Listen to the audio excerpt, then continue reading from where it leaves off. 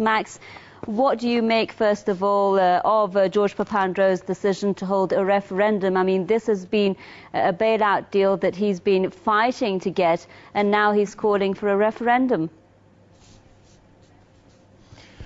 Well, he's been put in a very difficult position for a number of years, going all the way back to when Greece joined the euro and Goldman Sachs was involved in 16 distinct cases of accounting fraud to hide Greek debt. This put Papandreou and the Greek government in a terrible position going forward.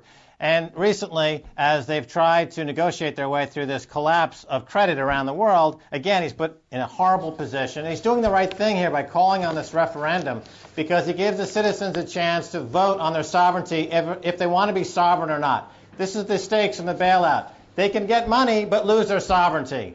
Many Greeks would prefer to keep their sovereignty and go forward from there. Speaking about whether Greece is now looking for sovereignty, or rather it's looking to stay in the euro, we had two different views expressed here. First of all, besides the speculation that George Papandreou may be making this announcement for his own political reasons, but do you think now that the Greek protesters can now say to themselves, OK, now the authorities have realized that this bailout is not going to work out for us, that it's going to bring even more debt for us, and it's not the way forward?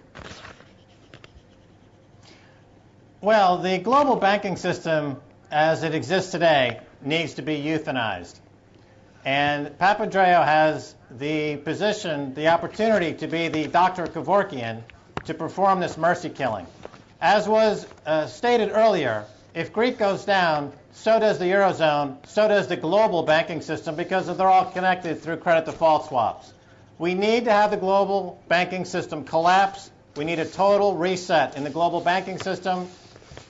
Firms on Wall Street like Goldman Sachs and JP Morgan need to be euthanized so that we can rebuild a system that's not run by people like John Corzine, who was running Goldman Sachs. Then he became governor of New Jersey. Now he's been caught stealing $600 million from clients in his new hedge fund, MF Global. So he's a financial terrorist. These people need to be euthanized. And Papandreou has an opportunity to perform the Dr. Kevorkian function, put the banks out of their misery, and do us all a favor. Okay, in Athens now, Mr. Shakiris, let's have your viewpoint on this. Now, because the question of sovereignty is asked again and again and again, let's put things clear. Greece, as any other EU member unit, has been willingly giving part of its sovereignty and taking the benefits. It's the same thing for the other people, the other countries which are participating in the debt reduction and IMF, ECB and EU, European Commission promoted measures of austerity. And this is something that will not basically change something. You know what the difference is between the Troika member, the previous package and the current package? Is that the Troika should not come only one every 3 months, but it should have a permanent presence in Greece. So that's the big difference. Of what sovereignty? This is, excuse me for my language, but there is no problem with sovereignty. What sovereignty? Okay, Mr. Shakiris. What sovereignty? What's the sovereignty issue? I don't understand. Right. Well, I don't understand the position of the speaker in Athens. He sounds like one of the collaborators during the Nazi occupation of Greece of World War II. Furthermore, he's saying that Greece has been giving up their sovereignty along the way, all along the way. You should be very careful what you're talking about. Okay.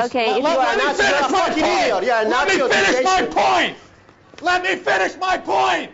All right? Okay, go ahead. He sounds like he's defending a rapist. He sounds like he's defending a rapist. I wonder how his wife and daughter would feel if they were raped and he's defending a rapist. Greece is being financially raped, and this guy is defending financial rape. He should be ashamed of himself, and he should get out of the country immediately because he's a collaborator with financial terrorists. Okay, Theodore, let's just move on professionally with this, Theodore. Bring it on. Bring it on, buddy. Okay. Bring it on. Okay, Bring it on. We'll just discuss the issue that's been raised by a lot of protesters in the streets, Theodore. If I'll leave these last comments to you. Some analysts have been arguing that the way out for Greece would be actually to leave the euro, but apparently you don't think that's the solution. Let's have your say on that. If Greece gets out of the euro, she will return to the 1940s or to the 1950s. What are we talking about? This is not an option. This is not an option for the benefit of Greece itself. So what is the real question? What is at stake? At stake is a major issue regarding the future of this country. Now, I am not a proponent of the government. The government has made a lot of mistakes in trying to implement a recipe which might not have been the best case for a country within Europe. But there have been positive examples of an IMF strategy. Turkey is the most successful one, and it's not just that far back. It's only 10 years before. It's a decade before, and they managed to pull through.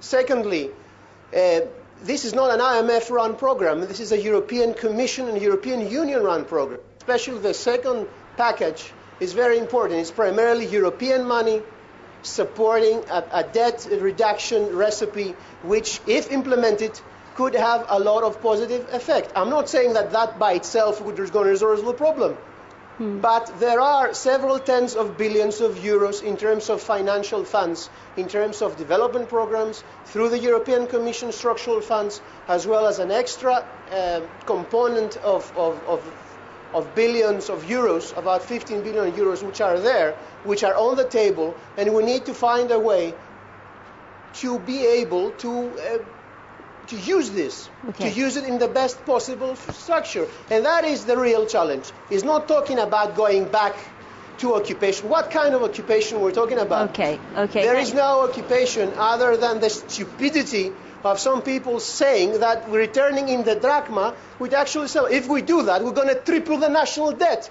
Right. We will be indebted until the end of the 24th century in Greece. Okay. That is a view that's the real problem. Okay. That is a view that's not shared by a lot of protesters. That's Theodore's view there. Yes, but the protests, my dear lady, are not the majority of the country. Okay. Well, let me just follow up quickly. The speaker in Athens just a moment ago was saying that Papandreou could be guilty of maybe making some bad choices, but that's all. But that's, of course, false.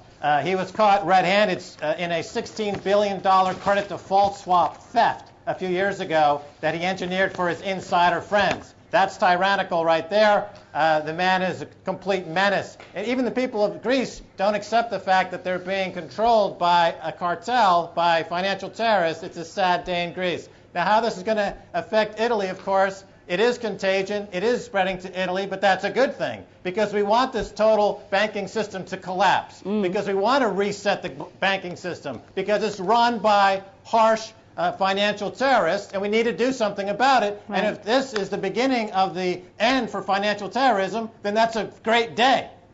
Thank you very much. Financial journalist and broadcaster there, Max Keiser, joining us live from Paris. A big thank you as well to senior economic analyst Theodore Chakouris in Athens with us.